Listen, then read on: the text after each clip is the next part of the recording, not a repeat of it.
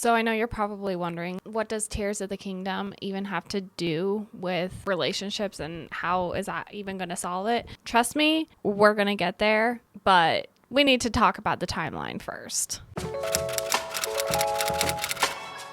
Now, if you don't remember, the Zelda timeline is a burning pile of trash. There's so many inconsistencies, and it's amazing for internet fodder and amazing for speculation. Don't get me wrong, I'm a huge sucker for the timeline. I have my Hyrule Historia, I have my encyclopedia, and it is really great fun, but it's a huge mess. And there's something like 20 main timeline games, and it's been like 30 plus years. I think we're closer to 40 now. So it makes sense that there's going to be some inconsistencies, and there's going to be a lot of kind of crazy theories and a lot of just things that don't really make sense. And Nintendo really dug themselves a grave when they published an official timeline in Hyrule Historia. And this was following Skyward Sword. And Skyward Sword was their attempt at an origin story of the whole series, and they put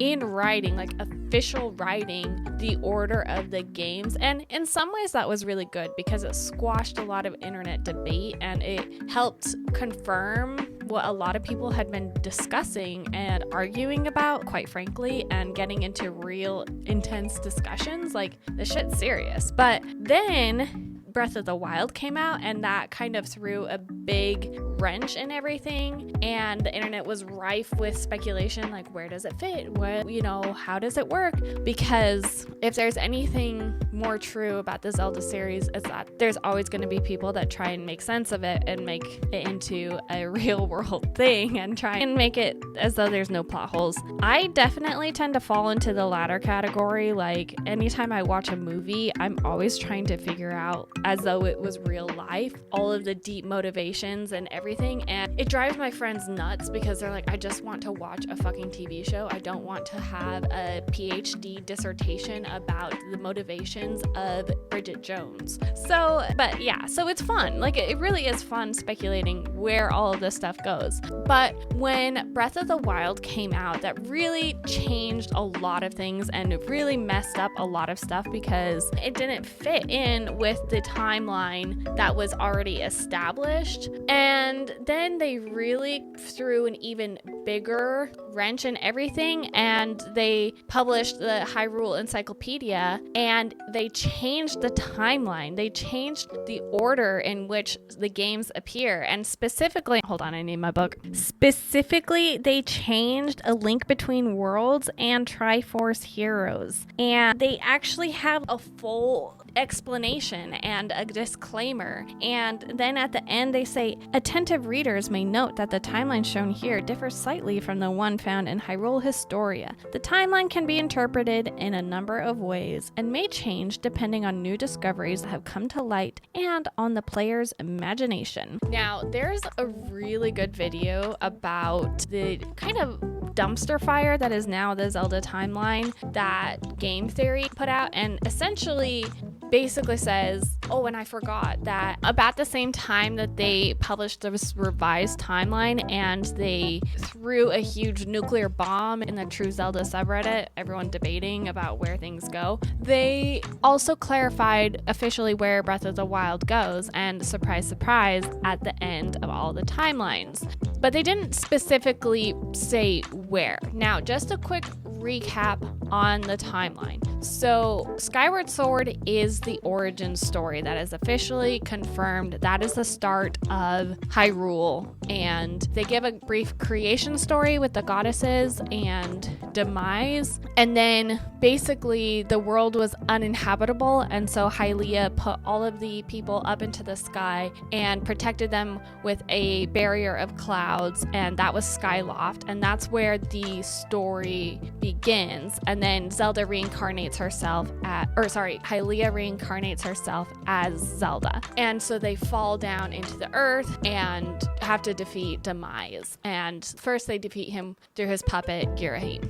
And that was the official origin story that we got. But the real problem was that with Ocarina of Time, there was so much time travel and so many different things happening. That's where the big debate was. Now, there's a lot of speculation that Nintendo just simply took the best fan theory and decided to make it theirs. And then as they were making new games, and as they, like, especially with Breath of the Wild, they're like, ooh, actually, let's change this a little bit. And actually, it doesn't really matter anyway, because the player can imagine them to be wherever it wants. So anyway, so it starts with Skyward Sword, and then you have a couple games, and then you get to Ocarina of Time. And in Ocarina of Time, that's where shit really hits the fan, and the timeline splits into 3 simultaneous timelines that then go through all the different games. And one of the timelines, there is the downfall where Link actually dies, and it's a very dark, and like Ganon is a beast, and there's a lot of monsters, and there's just a lot of, like, specifically Lynels are very prevalent in this time, and again, Ganon is a beast. Then you have a different timeline where Link is a child, and that's where you get Majora's Mask and Twilight Princess. And then you have another timeline where the hero is triumphant, or like the adult timeline, and that one's a little bit happier, and they're able to seal away Ganon forever and live happily ever after. But obviously not, because at some point in the far distant future, Breath of the Wild happens and Ganon is back. Now, there's a lot of debate about where specifically Breath of the Wild fits on this timeline. One of the theories is that it actually comes from the Downfall timeline. And the best evidence for the Downfall timeline is the fact that there are Lynels in the game. Lynels are really present in the Downfall timeline. Additionally, Ganon, or Calamity Ganon, has the form of a beast. Like, he's not humanoid. The Malice takes the form of this boar-like figure, and he only infects the Sheikah technology and uses the Sheikah armor as a skeleton for housing the Malice. And so he's not really like a humanoid form. And in the Downfall timeline, that's where we see Ganon in a beast, or he is a beast. Now, one of the biggest problems with Breath of the Wild falling after the Downfall timeline is the fact that the Zora are friendly to the Hylians in Breath of the Wild. In the Downfall timeline, it says that the Zora evolved into a more beast-like, animalistic, and angry species, and they weren't and they were like more blue. Their appearance was just very different. And so there's a strong argument that actually it doesn't happen in the Downfall timeline. Another idea is that it actually happened in the Child timeline. Now, one of the quests that you can do in Breath of the Wild, you have to find a broken monument, and that monument looks identical to the mirror that you see in Twilight Princess. And there's also a lot of references to the Twilight world, and Zelda mentions the Twilight. You can also find a lot of the relics that were in Majora's Mask and in Twilight Princess in Breath of the Wild. Like, a lot of the clothing items and a lot of the places are named after similar places and things in the Child timeline. But there's too many other things happening that would be consistent with the other timelines that are happening in Breath of the Wild for it to really fit nicely there. Then there's some strong evidence of it happening in the adult timeline, or in the hero's triumphant, and that is because of the presence of Rito. Now, in that timeline, the Zora actually evolved into the Rito, and because we have the Rito and the Zora, and also the presence of Roxal and the Koroks, and there's a lot of things that are evident and present from the adult timeline as well. But one of the big problems with it being just from one of the timelines is the fact that Breath of the Wild has all of the elements together. And so there's actually a predominant theory amongst Zelda enthusiasts that actually Breath of the Wild is a convergence of all three. Like all three timelines merged back together again, just like they split apart. And then the events that happened in Breath of the Wild happened many years after the timeline that was established by Nintendo and published in Hyrule Historia and the Encyclopedia. One of the biggest supports of this is, like I said, Breath of the Wild has elements of all of the different timelines merged into one big thing, like a one big conglomerate map. Now, game theory has a really good explanation that says Hyrule Warriors, although not canon, is actually the strongest piece of evidence for that convergence theory and ties it all up nicely about like where in, and not where, but like how it all connects back together. Now, just to recap on Breath of the Wild. So let's accept the fact that it happened, like it's all a converging theory, that all of the timelines merge back into one and it happens many years in the future. So at the beginning of Breath of the Wild, we learned from Impa that 10,000 years ago, the Sheikah and the Hyruleans were attacked by this calamity, and the Sheikah had developed this advanced technology and they were able to defeat the calamity and put him away. But the people became fearful of the Sheikah technology, and so they buried it deep in the ground and shunned the Sheikah away. They expelled them from their kingdom. And this caused the split between the Sheikah and the Yiga. And that is also what caused the Sheikah to go underground, metaphorically and quite literally. Then 10,000 years pass, and there's a prophecy that the calamity is going to come back again. And so the remaining Sheikah who are still alive in Kakariko Village team up with Zelda and the king, and they go and excavate all of the Sheikah technology and in an attempt to defeat the calamity that is about to happen, or is about to come. And Zelda is also desperately trying to tap into the inner goddess power that she has to seal Ganon away forever. And her inability to do so is a strong point in her characterization and in the conflict between her and Link and some of the other champions. They're unsuccessful, the TLDR, obviously, because we have Breath of the Wild,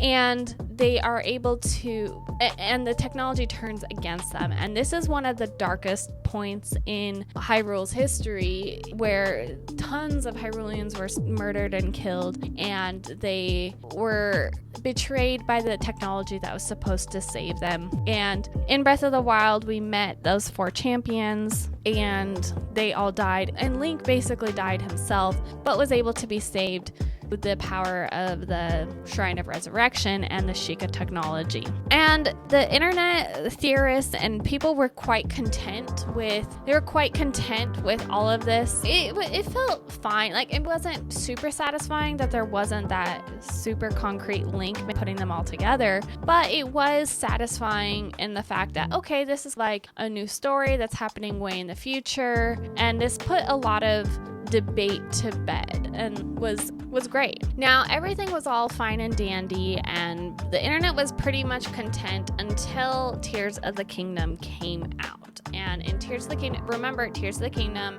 is a direct sequel to Breath of the Wild, and it's been not very many times in the Zelda history where you get a direct sequel. And so for Nintendo to say, yes, this is a direct sequel, the theorists kind of went rabid at the mouth and really were trying to piece everything together from all of the clues that we were getting. And were they going to bring back the Twilight? Like who else was going to be seen in this new installment of the Zelda series? And so then when we're finally in the game, we can see, yes, this is a direct sequel. There's direct references to the calamity. There's direct references to the people and places that we met in Breath of the Wild. It's even the same map, albeit there's slightly different changes, but yes, the world is the same. The Korok Forest is in the same place. Kakariko Village is in the same place. There's direct references. Even some of the people that we meet do remember us, although I know some people were upset that not enough people remembered us. think it just depends on how many people you talk to when you played Breath of the Wild. Anyway, so that's not a debate, and people aren't questioning like where does Tears of the Kingdom fall in the timeline. But the big question is, where do all the memories fit? So we are introduced to a new kind of race or species of people, and they're the Zonai. And King Rauru and Queen Sonia are said to be the original founders of Hyrule. And they have the imprisoning war with Ganon, and there's a lot of hints there's just a lot of like direct references to Skyward Sword, to Ocarina of Time, to a lot of these other prior games. And so a lot of people are wondering, where does Tears of the Kingdom, where do those memories fit? Like when Zelda is whisked away back in time, where does she go? There's some people that say those memories take place prior to Skyward Sword. One of the big problems with that is in those memories, remember, we have both the Rito and the Zora present as sages, and the Rito didn't come until after Ocarina of Time. They evolved from the Zora. So that's one of the big problems with that theory. Additionally, in Ocarina of Time, we learned that Ganondorf was the OG Ganondorf. Like, he was the OG one. So how could he be the OG one if there was a Ganondorf prior? But then we're also given a backstory of Ganondorf in Wind Waker, and we're also given a backstory in Tears of the Kingdom, and like we hear about that. So it doesn't really make a ton of sense for the memories to come prior to Skyward Sword. Now, there's also some people that say that the memories are actually happening at the same time as Ocarina of Time. One of the big problems with this theory is, again, you have the inconsistencies with the Zora and the Rito. You also have one of the big problems in that Rauru, the Sage of Light in Ocarina of Time, is an owl and a human, like he has a Hylian form, or he shapeshifts into an owl. He's not a rabbit-like furry. That is not consistent. And then there's some other people that say that the Breath of the Wild and the Tears of the Kingdom timelines are actually completely independent. They operate different. It's like an alternate universe. It's not even at all connected. They're starting over. They're retconning the series. They're just rebooting everything. They want to start over. And they just published the books for our own consumption and for more money. And then there's other people who say, no, all of the events that happened actually are there, because remember, the divine beasts were named after people that actually lived in the games prior. And so they're saying, okay, no, there was a convergence again somewhere in the end of the three timelines, and they all came together, and a lot of time happened, and then we have the memories that happened in Tears of the Kingdom, and then we have Breath of the Wild, and then we have Tears of the Kingdom. And it's really funny because there's a lot of debate going on about where this all fits together. And a lot of people are like, Hyrule got destroyed and the Zonai came and fixed it all, and that's why we have the depths, because they just plopped a brand new map on top of it, and the depths was old Hyrule,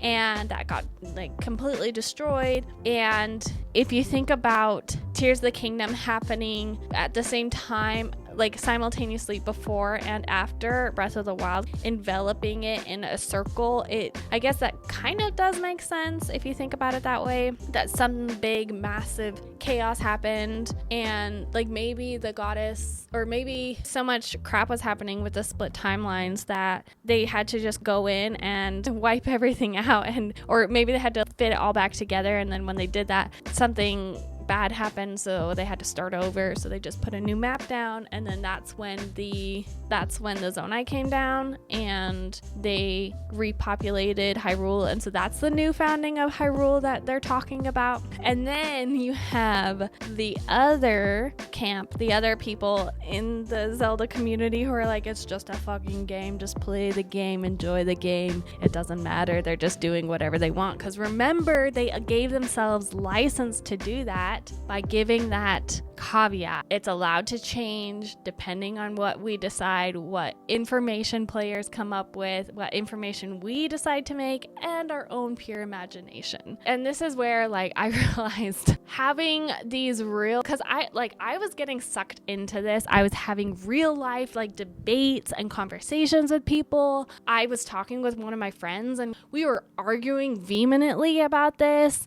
and I realized this is dumb. We love Zelda. Why are we debating so viciously about something that doesn't really matter? That doesn't really, these inconsistencies. Guys, it's a story that we're just so in love with. And yes, I love debating the lore and it's fun. And I'm not trying to shit on that. Trust me, I have spent so much time debating with other Zelda enthusiasts, and I'm not like this is just a fun way to enjoy the game, because I like doing this with other media. I like nitpicking and finding plot holes and thinking about it deeper. Like, I don't think there's anything wrong with that at all. I just think that this is where, if we take this experience of like actually trying to nitpick and focus on the tiniest little things, we can actually end up missing the bigger, greater picture. And that's where it can mess up our relationships. There's a lot of times when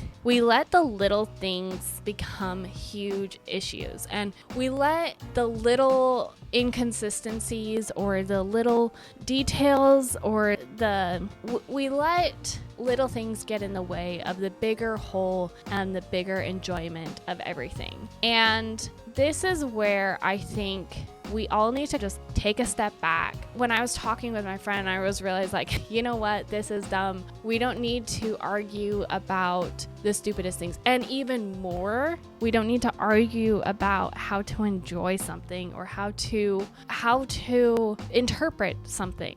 We're all going to interpret something a little bit differently. Some people really have strong connections to certain, like some people are really hung up on the timeline because the timeline is like Ocarina of Time is their childhood, or Majora's Mask got them through their parents' divorce, or Breath of the Wild helped them feel like a child again. Like, the real reason why we love these games and why we're spending so much time and energy debating this and talking about it is because these games have become real to us. They've become a huge part of our own shared mythology. And like Zelda, in a very real sense, is part of our storytelling and part of our human, like at least for me, Zelda has become part of a mythology. And it's not a religion. I'm not gonna go find the nearest temple of time and pray to the goddess Hylia, but it is something I am spending an exorbitant amount of time consuming and living in Hyrule.